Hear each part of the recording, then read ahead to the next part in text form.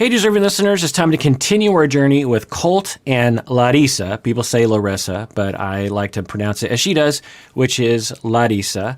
Let's get to the show. It's another season. Is this the second season I've watched with them? I can't remember now. Hi, Calico. Do you want to help Mommy to pick some clothes? I live with Colt, Debbie, Cookie, Sugar, baby girl, and now my cat, Calico. She looked like a lion, wolfie. All right, that's great. She got her own cat. That's fantastic. When she first came to the house, she was negative about the cats, and as I said back then, them's fighting words, but now she's accepted cats into her life, and she has a cat. That's fantastic. The weeks leading up to the wedding felt like Larissa was out of control, and I really wasn't sure how we could get married, to be honest. Things just got really intense. A few days before the wedding, Larissa and I had a confrontation. So I called the police on Larissa and she was arrested. I called the police more so to protect her. I never wanted her to be arrested, but I guess the state of Nevada had different ideas. All right, that's interesting. So he's saying that he called the police during the incident to protect her, not because he wanted anything bad to happen to Larissa. That's weird. What was going on? We still haven't heard the full story of what happened. Maybe y'all know because you've watched ahead or you've read articles or something. I don't know what happened, but I find that statement to be strange. You're in a fight with your fiancé and things are getting out of control, and you call the police because you want to protect the person you're fighting with? What, meaning that you were getting violent and the police were going to stop you from being violent? I can't imagine that that's the scenario, meaning that if you were to be violent, you wouldn't call the police. So I don't know what that means. If I was a therapist hearing this, I would have a lot of questions, not to catch people, but I would just want to know what their conflict is like and what the risks are to violence. I spent 2 nights in the jail, and it was a nightmare. I saw people that looked to me like wants to kill me. In the end, I make some friends there that protect me, and I was released 2 days before my wedding. I want to give Colt a second chance, so I get married. But married life for me is like hell, and it's all Colt's fault. All right, interesting. So she's saying that being married to Colt is like being in hell, and it's all Colt's fault. Let's continue watching and see what is going on there. So let's talk about the formal charges that are being filed against you. The crime of battery constituting domestic violence. It is a misdemeanor, but in terms of a misdemeanor, it's an important misdemeanor, and this is why. A domestic violence is a violent crime. So the alleged victim in the case is Colt, your husband. You stated that you were acting strange and out of character, always in a bad mood and getting upset at him for no reason. He stated that you started yelling at him and lunged at him, and it says that you scratched him. Okay, interesting. We're getting some details about the police report, I believe, that Colt alleged that she was lunging at him and scratched him. All right. And then he dialed 911 immediately after, okay? It's not true at all. I'm really surprised the things that are here because Colt told me, oh, I don't say anything to the cops. He say, I don't know why they arrested you. So now I discovered that Colt, basically, he said that I'm a criminal. Now there's 2 sides to every story, and I haven't heard your side of the story, so why don't you tell me what happened? So as a clinician, as a couples therapist and family therapist, I've been down this road many times where they come into session and there's something that happened, in between the sessions or what initiated the therapy to begin with, where I'm hearing from multiple people in the family about an incident that happened or a set of incidents. And someone says, she scratched me, she threatened to kill me, I was worried for my life, I called the police. And then she says, that never happened, I never scratched him, he's completely lying. In fact, he was the one who threatened me, and that's what happened. So the luxury of being a therapist is I don't have to figure out the truth. I don't have to go down an investigation. I ask the family, okay, well, I'm hearing different stories. How would you like me to help you? What would you like help with?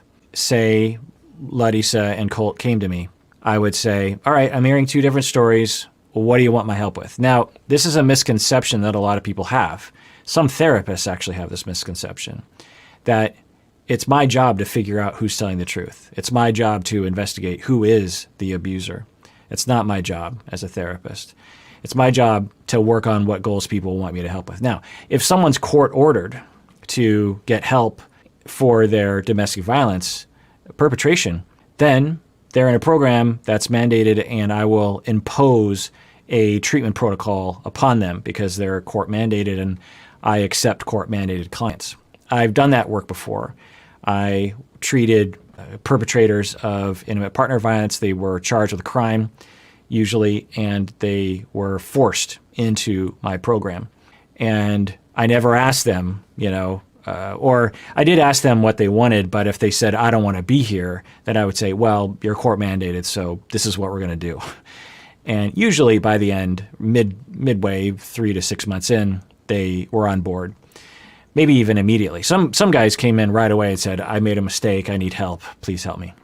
Not usually, but sometimes. Anyway, point is that now in my career, I haven't treated court-mandated perpetrators in a long time. But so if someone came into me, like Larissa and Colt in this situation, unless they're court-mandated and unless that is my charge, is to impose a treatment protocol on someone according to the law, then I'm just there to ask them what they want. And so they'll tell me, well, so Larissa would likely say, so let's just, in the thought experiment, both of them want therapy because they're fighting a lot. And so I asked Larissa, what would you like? She's like, well, I'm having a lot of troubles because Colt doesn't listen to me. He puts me down. He lies about me. He criticizes me. He threatens to send me back to, where I was born, where I'm from. He won't stand up to his mom against me. I don't feel loved by him. I don't feel appreciated by him. He flirts with other women. These are things that she would likely say. I'd turn to Colt and I'd say, what would you like? And he would say, well, Larissa gets angry a lot. She is very emotional. She is in constant need of attention and me giving her gifts and stuff, and I can't afford it. She doesn't understand budgeting. She is mean to my mom. She is mean to me. She calls me names. She is very cold. She is critical of me. Okay. So then I say, okay. And so it sounds like the two of you have some complaints about each other. So would you like me to help you with how to communicate that and how to come together and increase your intimacy and decrease your conflict? Does that sound like something you would like me to help you with? Unless they said yes, I would say, then you probably shouldn't be in my office. So, and that's happened before. I've had people come to me, couples included, and after the initial 10, 15 minutes of therapy, I've determined that they're not there on good faith. They are there because they want to change the other person. They're not there to change themselves. And I'm at the point in my career where I don't need clients like that. At the beginning of my career, I would have worked really hard to kind of convince them and usually failed because it's just up to people to make that choice for themselves. But I'm at the point in my career for the past 10 years where unless someone wants my help, then I don't want to work with them. So the point is that, so the two of them, let's just say, thought experiment, they're like, yes, please help us with reducing our conflict and increasing our intimacy and our love and closeness. And I'd say, okay, so let's talk about the violence that happened. What happened there? Does that sound like something you want to talk about? They'd probably say, yeah, let's talk about it. All right. So then I'd hear 2 different stories and I'd say, okay, so I'm hearing 2 different stories. How do you want to work that out? And they'd say, well, she's just wrong. I mean, she scratched my face. And she's like, no, he's wrong. I didn't scratch his face. Now, it's compelling to the third party, me, to get involved in that and be like, what really happened? Did she scratch his face? How do I get to the bottom of that? What really happened? And certainly to a lawyer, and I don't know about lawyers particularly, but a judge, a jury, this kind of thing, that is their job, that is their charge, is to figure that out, is to make a judgment call based on the accounts and the evidence. As a therapist, that is not my job. I'm not there to determine what really happened.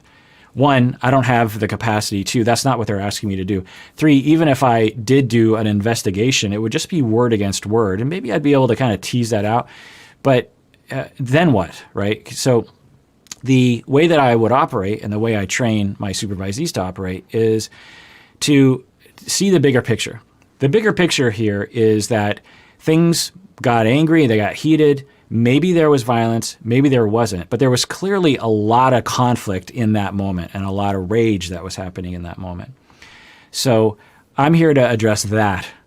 So that's generally what I do. Now, having said all that, there are situations where victims of high control relationships, a campaign from one person to control another person, is alerted to us therapists. And morally speaking, and one could say ethically, it's my responsibility to advocate for the victim because they might not get another chance. I might be the only, say Colt and Larissa go down a certain road and Larissa ends up really controlling Colt, or Colt really ends up controlling Larissa. And they come into therapy and I notice that. I'm like, whoa, there's something going on there. I'm starting to believe one person's story that they are definitely a victim of an ongoing campaign of high control and intimidation. And it's my moral and ethical duty to advocate for that victim. How do I do that, though? Do I point the finger at what I believe to be the victimizer and say, you are an abusive person? Maybe, depending. But usually that's not going to help. They're just going to not come back. So what do I do with that? Well, it's very complicated. I could go into all the details. But the point is that when I'm watching this and I'm reacting to it, I don't have a mindset of did he scratch her or did she scratch him or not. That's just not my mindset.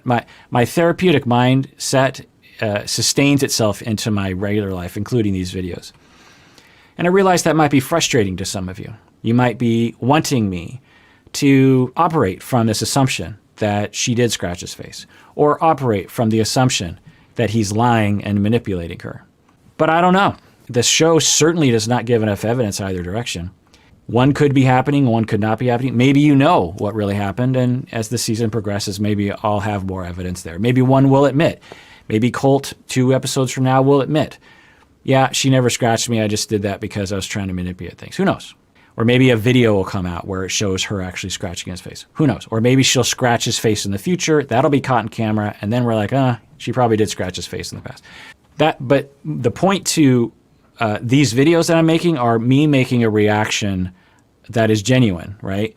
And so I just want everyone to understand where I'm coming from, because I feel like there's a few people who watch these videos who are waiting for me to slam one person or another and be like, we caught that person, and and one, I don't think that way. And two, a lot of other YouTubers do that sort of thing. They're welcome to do it. It's just a different way of reacting, and my reaction is mine.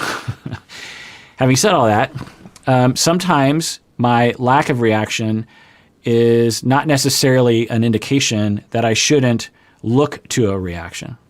If, and I've talked about this before, when I watched the Jeffrey and Varia 90 Day Fiancé couple, if I had just reacted normally, I would have reacted without the knowledge that he had been accused of severe domestic violence by multiple women prior to being on the show.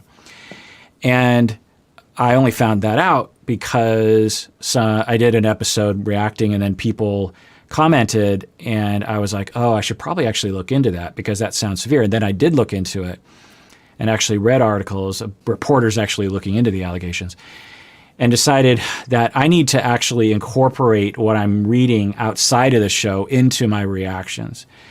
Because honestly, if I had watched the show with Jeffrey and Varia and hadn't looked up that information, I would not have thought that Jeffrey was a intimate partner violence perpetrator. Not because he's particularly good at hiding it, but perpetrators don't look like perpetrators.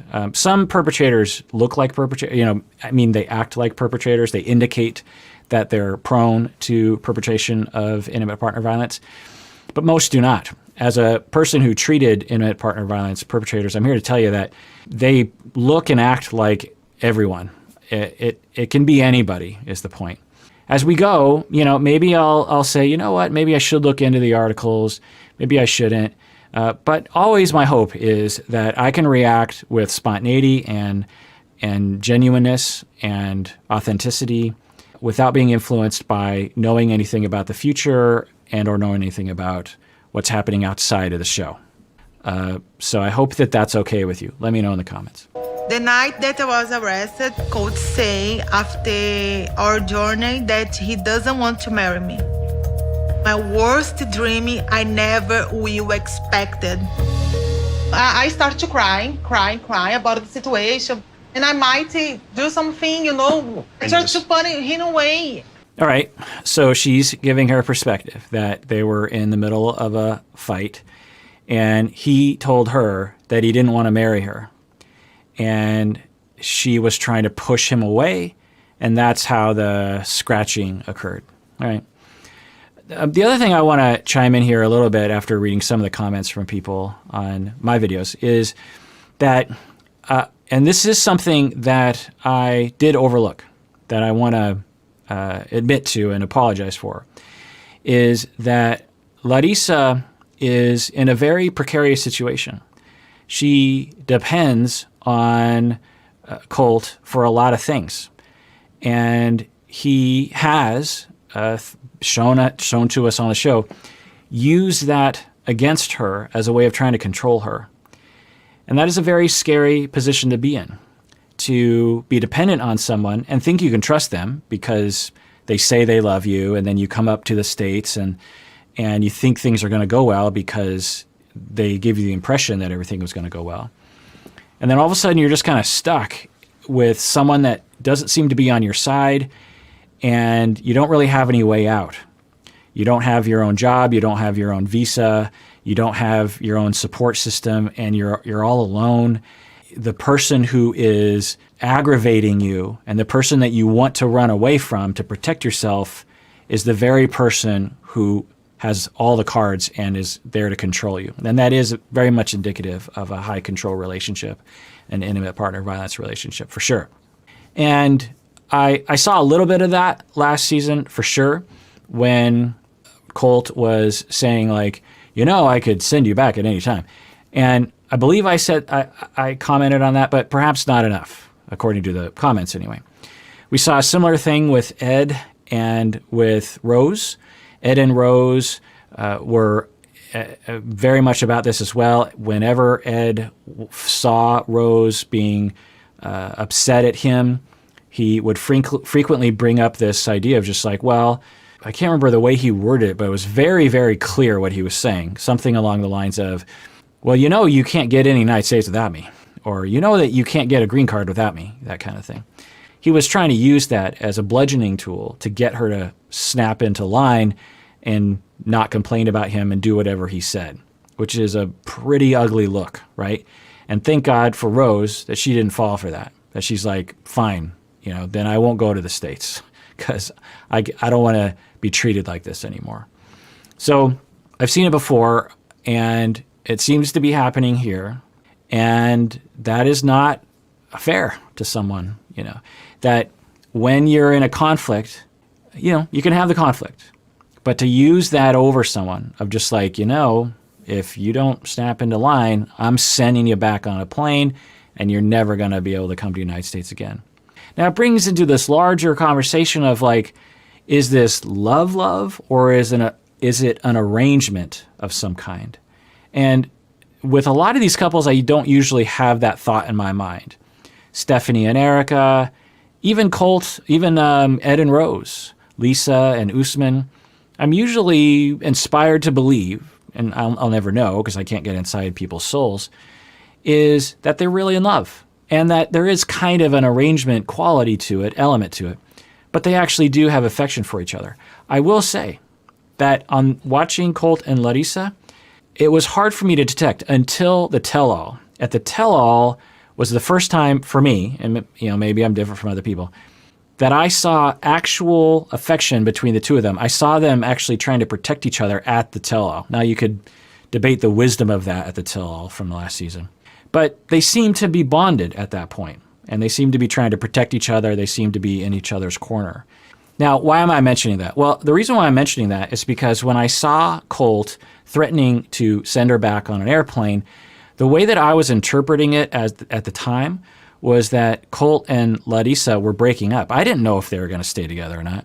And I thought that they had realized that they just weren't very good together because they had a lot of negativity between the two of them. And so when I saw him saying, I'm going to send you on an airplane back, I just have to say, from my spontaneous, authentic reaction in the moment, I thought, oh, he's just decided that they're just not a good fit. Because there was a lot of evidence that they were just not a good fit. So that's kind of where I was coming from. I wasn't necessarily coming from a place of he was using this against her. But when we look back at that, we can absolutely see that as a possibility. So in summary, in conclusion, I just want to point out that I don't know about this couple because they only show us a little bit. But I do know that many people, both people I've treated and anecdotally in my life, I have heard and know, and I've been there myself to some extent, maybe not to a large extent, but to some extent, I can relate on some level, on the feeling where you feel trapped in a relationship. You want to get away from that relationship because of the abuse that you're experiencing, but you can't get away because they have effectively created a situation where they're in control of your life. They hold all the cards, and you can't get away. And you have to not only stay, but you have to please them so that your life can function. Maybe you have 3 young children, and your husband who's the abuser, has actively gotten you to not have a job, not have a skill set, not be in contact with your support system. Maybe you live in another town now, away from your support system. You don't have any friends. You don't have a bank account. You don't have a car. Because the arrangement was you were going to support each other, and you were going to watch the kids, and he was going to work. And it seemed like a good arrangement in the beginning. And back then, you trusted him.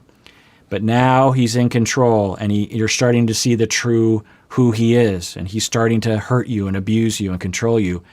And you want to run, but you can't. And he knows you can't. And he uses that against you. That is a horrible situation to be in. It is stressful. It's impossible. Makes me want to cry just even thinking about, what it's like for people as they go through that. And if you've been through that and you're watching this show and maybe other couples, I can absolutely see why this would be triggering for that, because that's a real trauma. Some of you might actually be in that situation right now. And if you are, high control or intimate partner violence or something along those lines, make sure that you just go on Google and do domestic violence hotline, and you can contact people to help to begin to problem solve. A lot of people who are victims of domestic violence and high control believe that if they call someone, that person, that helper, is going to immediately say, you got to get out of there. They don't do that. They know better. A lot of the people who are helping people in these situations, they've been there before, and they know that it takes a long time to adjust. It takes a long time to get things together. Even if you said, I want to leave right now, the advocate on the phone would say, whoa, let's plan and do this right so that everyone is safe. And they might wait 2 years for you to make the choice to leave. But they're there to listen, and they're there to give you options. They're there to validate. So make sure you get that. You can also talk to a therapist that specializes in high control or domestic violence, intimate partner violence, this kind of thing.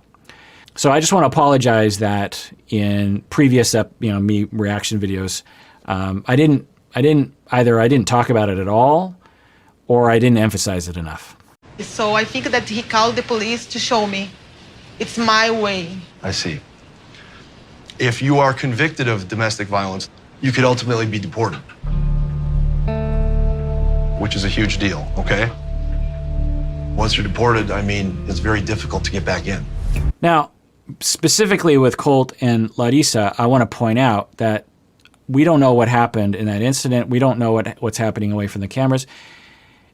There's a number of possibilities that I have entertained in my mind. One is that he is high control over her. That's the pattern I would see. And she does occasional things that are violent or emotionally abusive or something. But really, the gestalt, the overall big picture is that he's the one controlling her. The other possibility is that she is controlling him through violence and emotionality and demands and intimidation. I could see that happening as well. Or the two of them alternate, or the two of them are at each other's throats and are highly conflictual, and sometimes there's control and intimidation, and sometimes there's violence and emotional intimidation. I don't know which one it is. And we might not ever know, because we probably will never know, because we would actually have to be there and witness everything that's happening. So that's what's going through my mind. But again, as a therapist, I've learned until I really see strong evidence, I'm just like, well, all those are possible. Let's proceed forward anyway. When I would treat couples like this, I'd be like, okay, let's hear all that. And, and if I got the sense like, well, it doesn't look like someone's in a campaign of absolute control and the other person has no options, doesn't have any flexibility. As long as I determined it wasn't like that, where I had an ethical and moral responsibility to advocate for the victim, then I'd say, you know what, it sounds like a lot of conflict happened. Things got out of control. Let's start from well before you got to that escalated level. Let's talk about how it began, because I'm guessing a lot of your conflicts begin in a similar place, emotionally speaking. Some of them escalate to that horribleness, some of them don't. Let's just try to eliminate the foundation of all those conflicts. There's no chance of me advising her to accept a deal where she's going to take a conviction. There's too much at stake here with her immigration, and also with the conviction itself. There's too much at stake to just say, yes, we'll plead guilty. I'll be ready on my end. All I need you to do is be there and, be ready. My trial is 1 week away. I feel completely destroyed to know that I can't be deported. All right, well, that does it for that episode of Psychology in Seattle. Thanks for joining me out there. Join me next time and we continue with Colt and Larissa's story. And everyone out there, please take care of yourself, because you deserve it. You really, really do.